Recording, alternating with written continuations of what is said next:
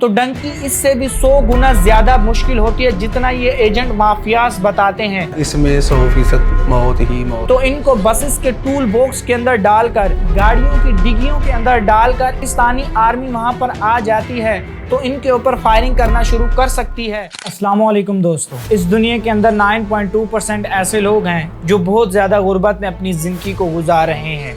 अगर इनकी daily salary की बात करें तो $1.90 से लेकर $2.15 के दरमियान बनती है। अगर इसी सैलरी को पाकिस्तानी रुपीस के अंदर कन्वर्ट कर दिया जाए तो 500 से लेकर 600 रुपए बनते हैं। तो दूसरी तरफ इस दुनिया की 47% दौलत सिर्फ 1% लोगों के पास है। इसी दुनिया के अंदर 71% ऐसे लोग हैं जो फाइनेंशियल चैलेंजेस का सामना कर रहे हैं और कम सैलरी पर काम करने पर मजबूर हैं। यूनाइटेड नेशन की एक स्पेशल रिपोर्ट के मुताबिक देखें तो इस दुनिया के अंदर 40% ऐसे लोग हैं जो खाने पीने की बेसिक चीज़ों से महरूम हैं, यानी कि वो आटा, चीनी, घी से बिल्कुल महरूम है, जिसकी वजह से हर रोज़ इस दुनिया के अंदर भूख और प्यास की वजह से 22,000 बच्चे मर रहे हैं। इसी दुनिया के अंदर 2.2 अरब बच्चे ऐसे हैं जो बहुत ज़्यादा गुर्बत में अपनी ज़िंदगी गुजार रहे हैं। अगर इसी डाटा को देखा जाए तो इसके अंदर पाकिस्तान की गरीब आवाम भी कंट्रीब्यूट कर रही है, जो कहीं ना कहीं अपनी लाइफ को इम्प्रूव करने के लिए एफर्ट कर रही है। इन्हीं लोगों में से कुछ लोग ऐसे हैं जो अपने आप को डेवलप कंट्रीज की तरफ शिफ्ट कर लेते हैं और वहां पर जाकर अपनी लाइफ को इम्प्रूव कर लेते हैं। दूसरी तरफ पाकिस्तानियों की एक ऐसी बहुत बड़ी तादाद है जो यूरोप जाने का ख्वाब रखती है, लेकिन वो कंट्री की वीज़ा रिक्वायरमेंट पर पूरा नहीं उतर पाती और ना ही वो वीज़ा की भारी फीस पे कर पाते हैं, जिसकी वजह से वो यूरोप के इलीगल सफ़र पर निकल पड़ते हैं जो किसी मौत के सफ़र से कम नहीं।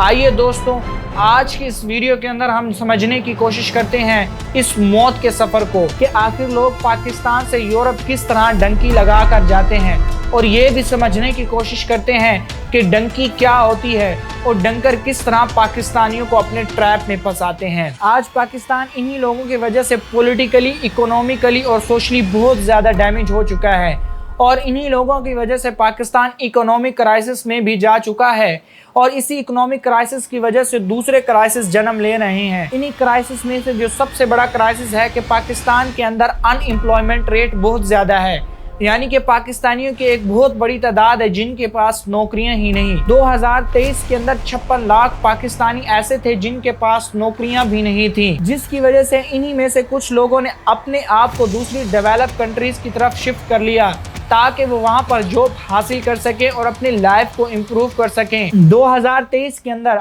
8,60,000 पाकिस्तानी डेवलप कंट्रीज की तरफ माइग्रेट कर गए ताकि वो अपनी लाइफ को इम्प्रूव कर सकें। इन लोगों में वो लोग शामिल थे जो अपनी हायर एजुकेशन की बेस पर, स्किल्स की बेस पर कंट्री वीज़ा की रिक्वायरमेंट को पूरा करते हुए और वीज़ा की भारी फी पे करते हुए लीगली तौर पर माइग्रेट हुए थे। दूसरी तरफ पाकिस्तानियों की एक बहुत बड़ी तादाद है जो कंट्री की वीज़ा रिक्वायरमेंट पर पूरा नहीं उतर पाती और ना ही इनके पास वीज़ा की भारी फीस होती है, जिसके नतीजे में ये डंकी या डोंकी फ्लाइट का इस्तेमाल करते हैं इन्हीं डेवलप कंट्रीज के अंदर इलीगल घुसने के लिए। अब यहाँ पर हम समझने की कोशिश करते हैं कि आखिर ये डंकी और डोंकी फ्लाइट क्या है। बेसिकली ये डंकी और डोंकी फ्लाइट एजेंट माफियाज की तरफ से दी गई एक ऐसी टर्म है जिसके अंदर लोग इलीगली तौर पर डेवलप कंट्रीज के बॉर्डर को क्रॉस करते हैं, यूरोपियन कंट्रीज के बॉर्डर को पैदल चलते हुए या भागते हुए क्रॉस करते हैं। इसी को डंकी या डोंकी फ्लाइट कहते हैं। डंकी के अंदर हमें खतरनाक समुद्रों से, जंगलात से और डेजर्ट से गुजरते हुए यूरोपियन कंट्रीज के अंदर अपनी डेस्टिनेशन पर पहुंचना होता है। अब सवाल यहाँ पर यह खड़ा होता है कि आखिर लोग क्यों इस रूट पर निकल पड़ते हैं जिस रूट पर 9.90% मरने के चांसेस हैं और 0.01% सर्वाइवल के चांसेस हैं, और डंकर किस तरह पाकिस्तानियों को अपने ट्रैप में फंसा लेते हैं आगे वीडियो के अंदर हम समझते हैं। पिछले कुछ सालों के अंदर सोशल मीडिया ने डंकी के प्रोसेस को बहुत ज्यादा मोमेंटम दिया है। जिस तरह सोशल मीडिया ने इन अनरियलिस्टिक और चीप कंटेंट क्रिएटर को मोमेंटम दिया है जिनका कंटेंट हम अपनी लाइफ के अंदर कहीं भी अप्लाई नहीं कर सकते और ना ही हम इनके कंटेंट से कुछ हासिल कर सकते हैं। इसी तरह यूरोप के अंदर डंकी लगाकर जाने वाले कुछ लोग ऐसे हैं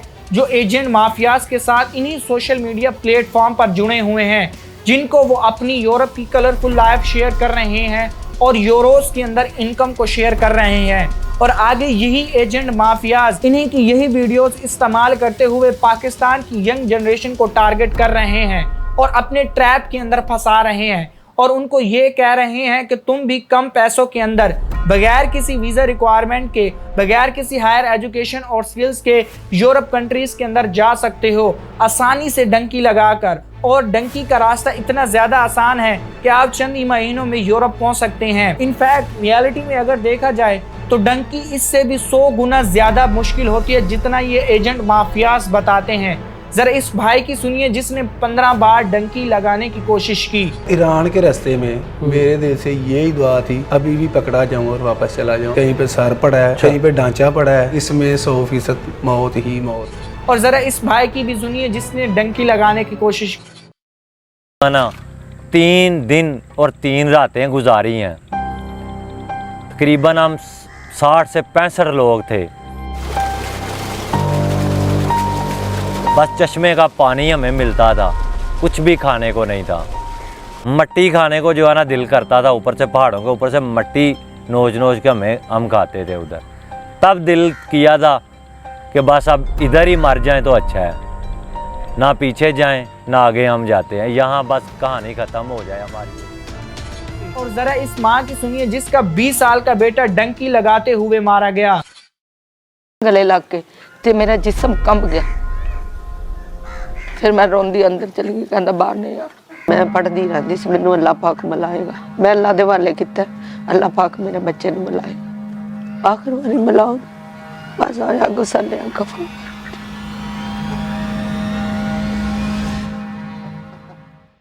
1980 से लेकर 1990s तक क्वेटा से ईरान, ईरान से तुर्की और तुर्की से ग्रीस और ग्रीस से दूसरी यूरोपियन कंट्रीज की तरफ डंकी के जरिए इंटर होना बहुत ज्यादा आसान था, जिसकी वजह से लोग डंकी को बहुत ज्यादा पसंद भी करते थे। कोरोना वायरस से पहले ये खतरनाक सफर कराची से शुरू होता हुआ मारखंड डिवीजन, केच, फिर गवादर और फिर ईरान जाता था। लेकिन अब डंकर्स ने अपने रूट को बिल्कुल तब्दील कर दिया है और अपने मेथड को भी बिल्कुल तब्दील कर लिया है। डंकर्स पहले क्या करते हैं कि अपने शिकार को अपने ट्रैप में फंसाते हैं और फिर ये शिकार पाकिस्तान में से कहीं से भी बस को पकड़ते हुए क्वेटा पर पहुंच जाते हैं और इन्हीं शिकारों को क्वेटा के अंदर जमा किया जाता है।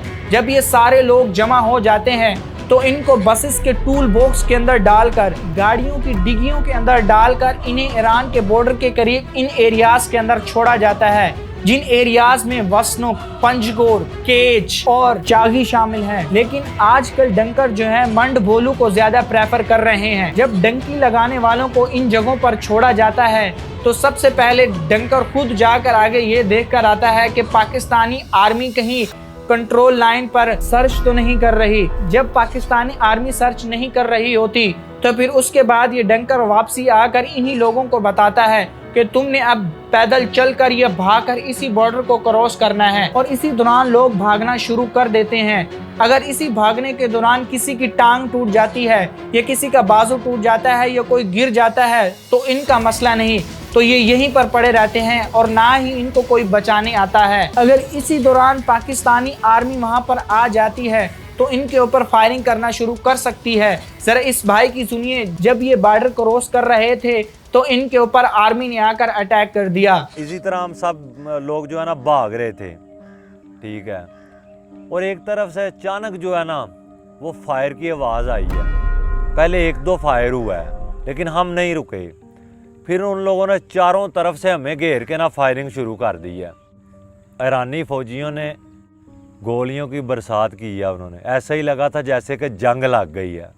जो लड़का नहीं था रुकता उसे पकड़ के इतना मारते थे कि देखा नहीं जाता। जब ये पाकिस्तान और ईरान का बॉर्डर क्रॉस कर लेते हैं तो उसके बाद इन्हें ईरानियन एजेंट पिक करते हैं और ये ईरानियन एजेंट इन्हें अपनी गाड़ियों की डिग्गियों के अंदर डालते हैं। इन कारों की डिग्गियों के अंदर 5-5 लोगों को डाला जाता है और एक कार पर तकरीबन 15 से 20 लोगों को ले जाया जाता है। अगर इस कार में से कोई सफर के दौरान गिर जाता है तो उसे वापसी नहीं उठाया जाता और इसी तरह पूरे ईरान का सफर करवाया जाता है। अगर इसी दौरान आपको भूख या प्यास लगती है तो आपको न खाने को खाना दिया जाता है और ना ही पीने के लिए पानी दिया जाता है। अगर आप लेने भी जाते हैं तो ये इतना ज़्यादा महंगा देते हैं तो आप इमेजिन ही नहीं कर सकते। ज़रा इस भाई की सुनिए जिसने 15 बार डंकी लगाने की कोशिश की थी। जब इन्हें भूख लगी तो ये क्या करते थे, और जब इन्हें खाना मंगवाना पड़ा तो इन्हें खाना कितने में पड़ा। 1000 का ना, पाकिस्तानी 1000 का 40,000 तुमन लिया था मैंने। 1-2 अचार का पैकेट ला के दिया और तकरीबन 12-13 लड़के थे और 4 रोटियां ला के दी हैं। अच्छा, 3 लाख रुपए में। जब ये गाड़ियों की मदद से ईरान का आधे से ज़्यादा सफ़र मुकम्मल कर लेते हैं तो तुर्की और ईरान के बॉर्डर से पहले इन्हें गाड़ियों से उतार दिया जाता है।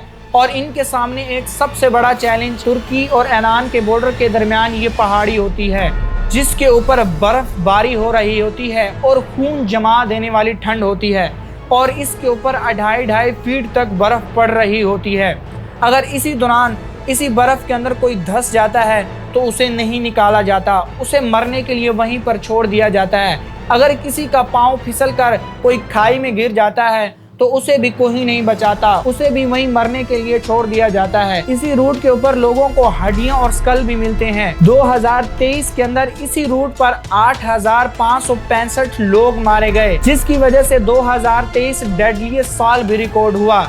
जब ये पहाड़ी पर पहुंच जाते हैं तो उसके बाद ये बर्फ से गुजरते हुए तुर्की का बॉर्डर क्रॉस कर रहे होते हैं। जैसे ही ये तुर्की का बॉर्डर क्रॉस करते हैं और तुर्की के अंदर इंटर होते हैं तो ये एजेंट माफियाज इनको मोबाइल फ़ोन देते हैं कि अपने घर कॉल कीजिए कि हम सही सलामत तुर्की पहुंचे हैं। लेकिन इनमें से कुछ लोग ऐसे होते हैं जो अपने घर भी नहीं बता कर आते और ना ही इनके पास पैसे होते हैं, जिसके नतीजे में ये एजेंट माफियाज या तो इन्हें मार देते हैं या तो इन्हें क्रिमिनल के हवाले कर देते हैं। अगर इन्हें तुर्की की आर्मी पकड़ लेती है तो यही तुर्की की आर्मी इन्हें वापसी ईरान सेंड कर देती है और ईरान वापसी पाकिस्तानियों को सेंड कर देते हैं। तुर्की में इंटर होने के बाद फिर उसी तरह इन्हें गाड़ियों की डिग्गियों में और बसेस के टूल बॉक्स के अंदर डालकर तुर्की का सफर मुकम्मल कराया जाता है और फिर इसी तरह ये पहुंचते हैं ग्रीस और तुर्की के बॉर्डर पर। अब इन्होंने जमीन की बजाय समंदर से ग्रीस का सफर तय करना होता है। इनको ट्यूब वाली कश्ती पर सफर कराया जाता है। जिस कश्ती की कैपेसिटी 8 होती है उसके अंदर 40 लोग बैठाए जाते हैं।